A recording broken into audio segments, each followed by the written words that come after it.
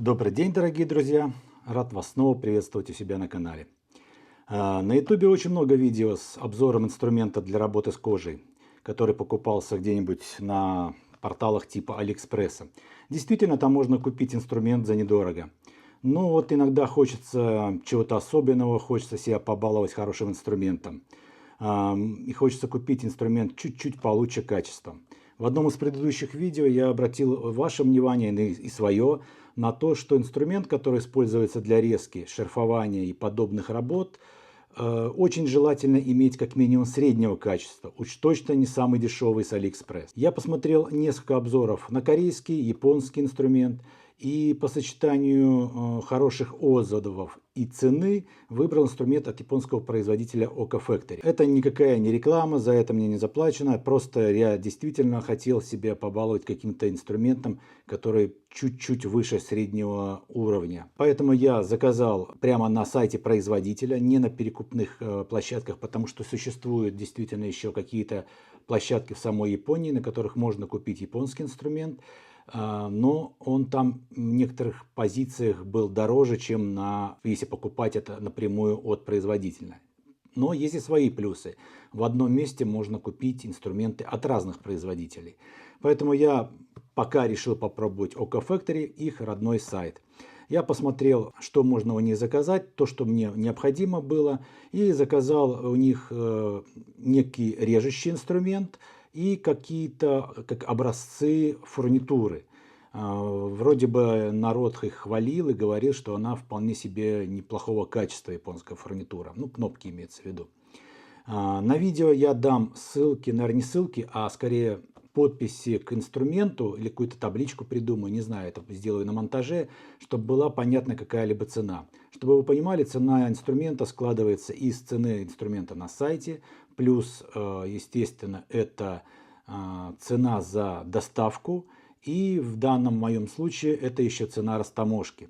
Но у меня пока так получилось, что за растаможку я еще ничего не платил. Вроде бы меня там мучили какими-то вопросами, сколько это все стоит, и посылал фактуры. Но пока привезли в посылку, просто и отдали. Поэтому я вот эту коробочку пока получил за цену инструмента плюс доставку. Все данные будут указаны в титрах. Еще скажу, что эта посылка из Японии до Чехии шла в порядка 7-8 дней. То есть довольно быстро. Поэтому давайте меньше болтать и займемся делом. Займемся распаковкой. Кстати, у этих японцев, они постоянно ведут Инстаграм, поэтому видно, чем они занимаются, как они это производят. Мне понравилось, что практически на каждый инструмент у них есть... приятно. Какие-то смайлики. И что-то тут даже написано. Общение происходит на английском языке. Может быть, там с переводчиком они общаются, но и мы тоже не англичане. Поэтому вполне друг друга мы понимали, что они хотят, что я хочу. У них своеобразная покупка на сайте. Происходит так, что вы набираете инструмент в корзину, посылаете как бы им запрос, и они уже потом отвечают на mail и считают, сколько это будет стоить, присылают общую цену и говорят, сколько это будет стоить доставка этого. Доставляют все они, как вы видели из упаковки, доставляют все они службой FedEx. Так, наверное, не с той стороны, что ли, открыл? Да нет, вроде бы с той. В принципе, тут не важно, с какой стороны. Так, что я у них заказал? Первое, я заказал доску разделочную. Ага. Я видел во многих, кстати, видео и про зарубежных, и про наших мастеров, которые используют вот эту вот доску для пробоя. Ее очень хвалят, они есть разных размеров. У меня вот такая, в принципе, можете там по клеточкам посчитать. Она небольшая, но, я думаю, для пробоя вполне удобная. И лайфхак, они там на своих видео показывают, что после того, как здесь, допустим, какие-то отверстия получаются, можно утюгом загладить, и они исчезают. То есть заплавить это все можно делать. Ну, посмотрим, как она будет в эксплуатации. Но я таких досок очень много видел именно от этого производителя. Это их логотип, кстати. Вот, поэтому пока в сторонку. Дальше я заказал, не помню что, но это какие-то установочные приблуды для фурнитуры. Еще раз повторюсь, на все у них есть инструкции, как этим с чем делать. Ну, первое впечатление, качество. Вот сразу же чувствуется реально, что это качественный продукт, потому что, ну, очень по обработке. Я когда-то совсем после школы целый год работал с железом, был фрезеровщиком, и могу понять, что эти вещи очень качественно обработаны. Но это не такое не идеальное, не хирургическое качество, но для инструмента, я считаю, вполне себе пригодное.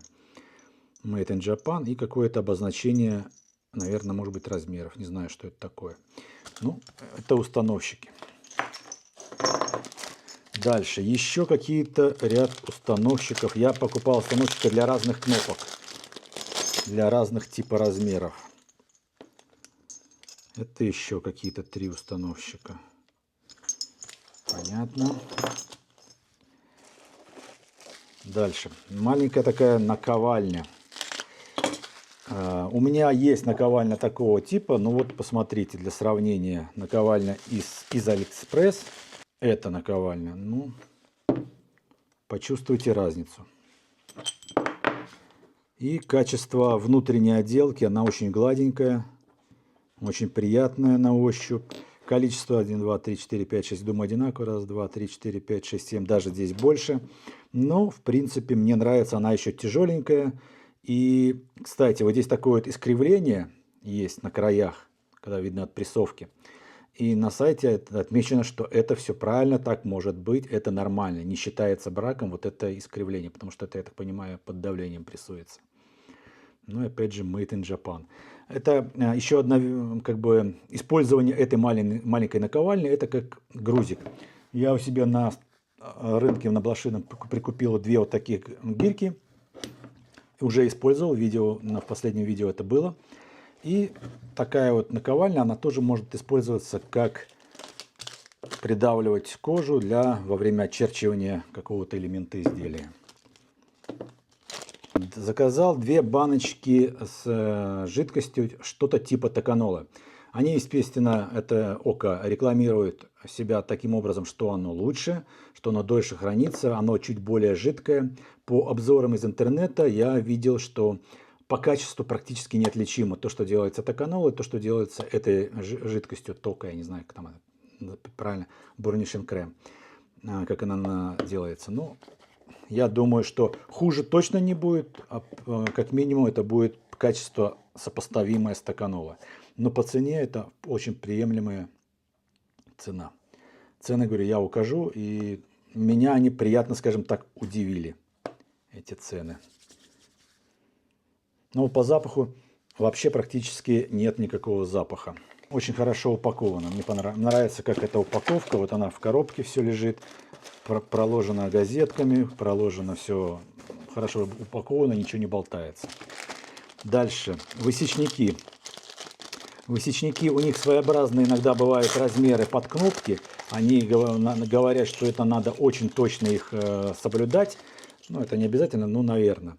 И эти высечники сделаны немножко такие нестандартные размеры. То есть там 5 и с чем-то, 2,4 мм, 3,6, 4,5 и 3 мм.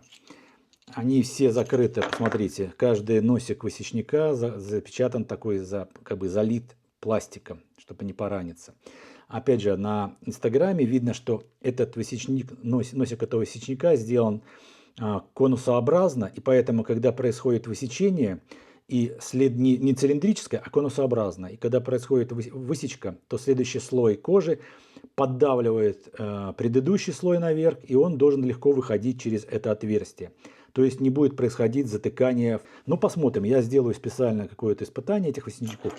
Я думаю, увидим, как это будет работать. Но выглядит просто шикарно. Классно, очень хорошо выглядит. Мне нравится. Дальше. Вот, в принципе, наверное, из-за этого инструмента я и заказывал-то, в общем-то. Это вот этот французский нож. Тоже залит специальной мастикой, чтобы не порезалось, не поранилось.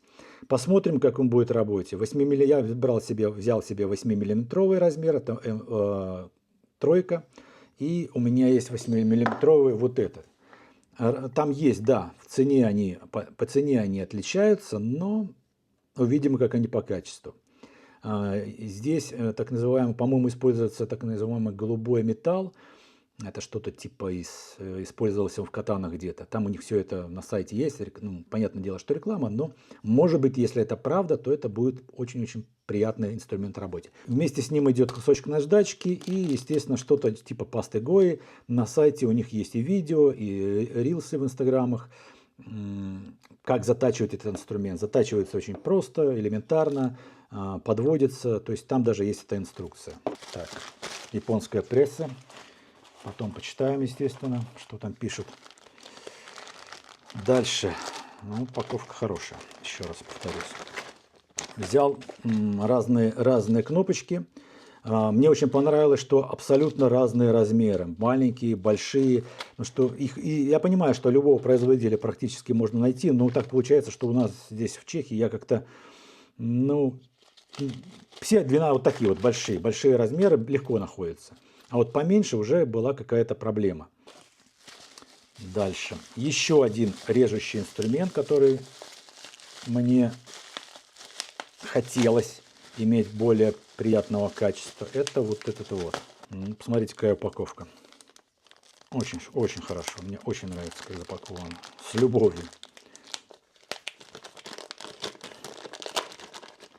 Да, опять же с ним идет кусочек пасты для правки. И вот такой вот нож. Ручка обычная деревянная, ничего такого хитрого нету. На сайте у них реклама, всегда в инстаграме типа реклама такое, что они берут любой нож и там чуть ли не сразу начинают резать бумагу. Так и есть. Дальше взял еще вот такой инструмент. Это шило. Ну, шил у меня много, но это шило именно такого ромбовидного. Ромбовидное у меня такого нету. Для того, чтобы где-то в труднодоступных местах, где не получается сделать вот таким пробойником отверстие, сделать это отверстие вот таким шилом. Есть люди, которые просто шилом все делают. Но оно удобное, маленькое, удобное. И думаю, металл тоже очень хороший, приятный. Ну, они дают как рекламку вот такую маленькую упаковочку для вот этого же крема. И инструкция, как использовать. У них очень много инструкций и на видео. Пишут на английском, иногда ну и на японском, как это делается, для чего это используется, там пальцем нанести и так далее. То есть, не все. Не все, это еще какие-то, видно, рекламные проспекты. Так, дальше у нас там ничего в коробочке нету. Так, наклеечки приятные, красивые, ну практически Apple. Так, и инструкции по использованию их оборудования.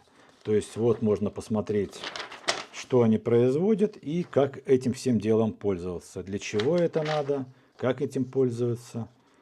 Вот разные виды у них инструментов. Инструкции по пробойников, оборудованию для установки кнопок. Но здесь на японском, но думаю, где-то можно найти будет и на... Ну, в принципе, картинки, это комикс практически.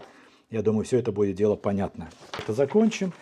А во второй части видео я просто попробую на основные какие-то... Вот, наверное, вот на 4 эти вещи я быстрое сравнение сделаю. Это нужно немножко подготовиться, подготовить именно кожу. Ну, я постараюсь быстренько вернуться.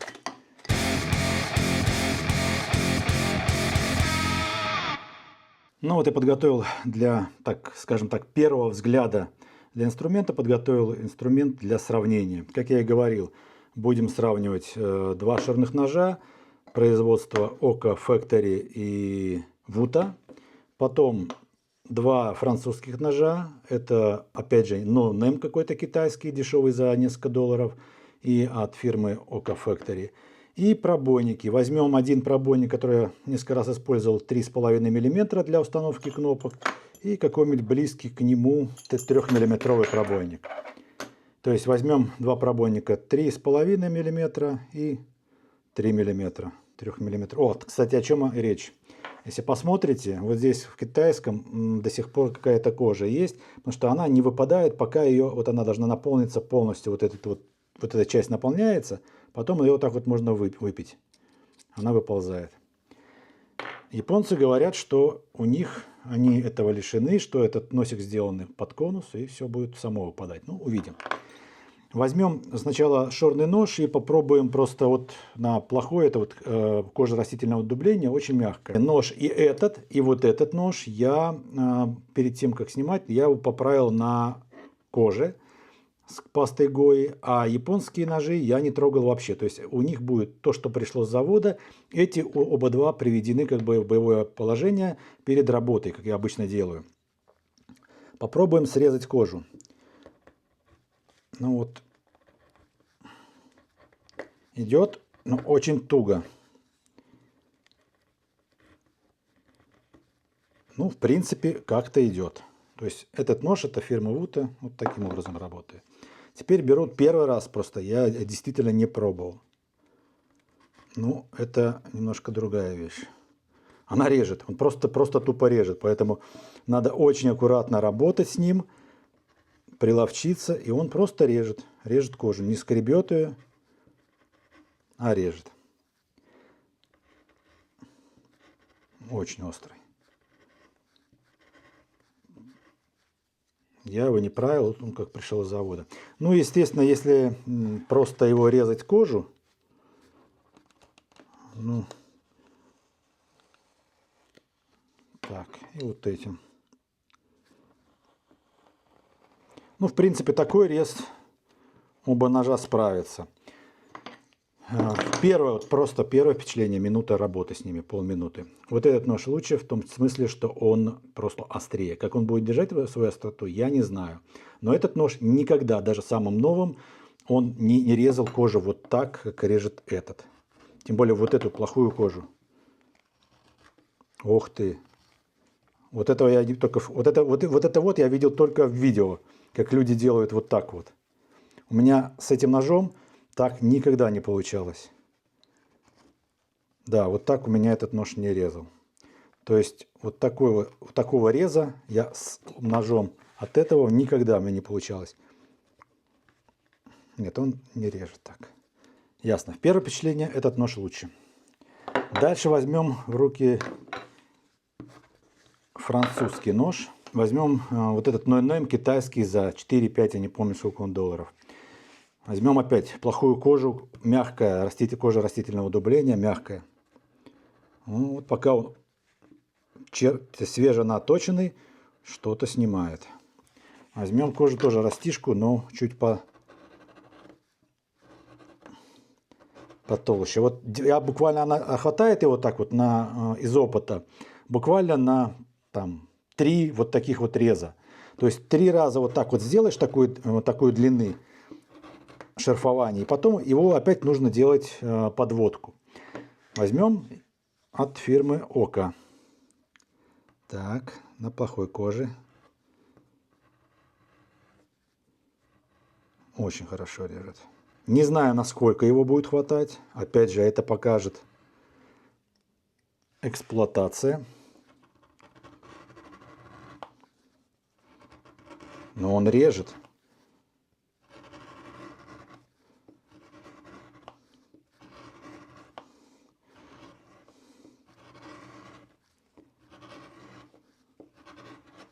Очень приятно работать.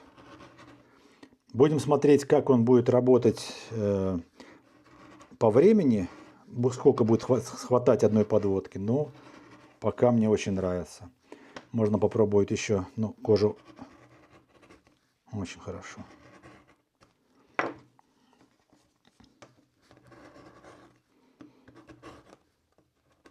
Это уже вот чувствуется. У меня приходится прилагать больше усилий, чтобы он врезался в эту кожу этим ножом. То есть он начинает, а потом уже срывается. Чуть-чуть изменяется угол. Даже если вот с одним углом, то уже тяжело. Но я не придуриваюсь. Это можно посмотреть в предыдущем видео. Я этим ножом резал. Там оно все покажет. А здесь просто наоборот. Приходится контролировать себя, чтобы он не углубился и не срезал кромку. Очень хорошо. Мне этот нож нравится. Ну, посмотрим опять же на время. Опыт на просекание. Возьмем, наверное, толстую кожу, чтобы было быстрее забился этот носик. Ну и сделаем несколько просечек.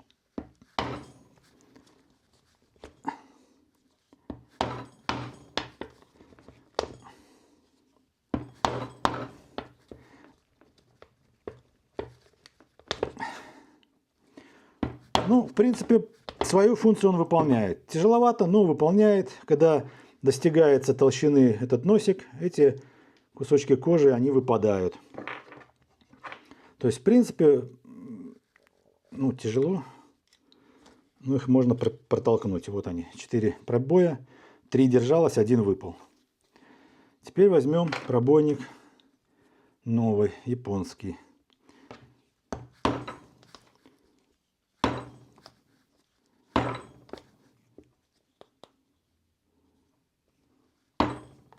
Вот они выскакивают сами. То есть я бью, он от удара первый еще может быть держится, вот, хотя уже нет. Вот он первый. Вот он, который проходит, он уже в носике болтается туда-сюда. То есть он реально не застревает там. То есть вот они там. И вот видите, он туда-сюда может ходить. То есть он пробил, высек, и этот кусочек я через носик вытащил. Получается, что действительно этот носик конусный. И, ой, удар-то можно вообще делать еле-еле. Вот еле-еле бью. Просто, о, смотрите.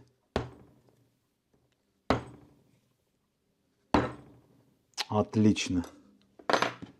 Так, еще раз китайский. Вот я так же легко ударю по этому. Вот смотрите. Вот легко бью. Сильнее бью. И все равно он не высекает. Тут надо хорошо ударить, чтобы он высек и потом доставался, потому что этот носик не отшлифованный.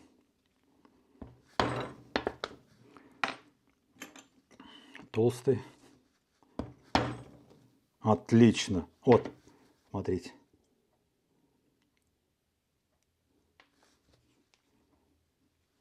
И дырочки получаются очень аккуратные.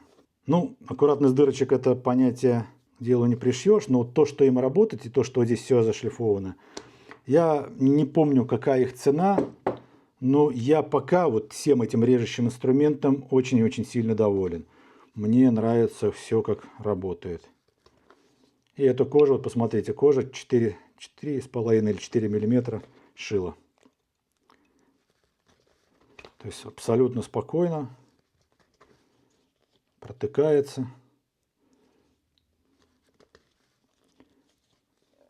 Когда нужно вот такое ромбовидное шило, можно его использовать. Очень удобно.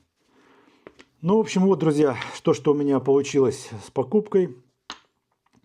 Надеюсь, меня этот инструмент будет радовать. Через некоторое время я, наверное, все-таки выскажу свое мнение об этом инструменте, когда немножко поработаю.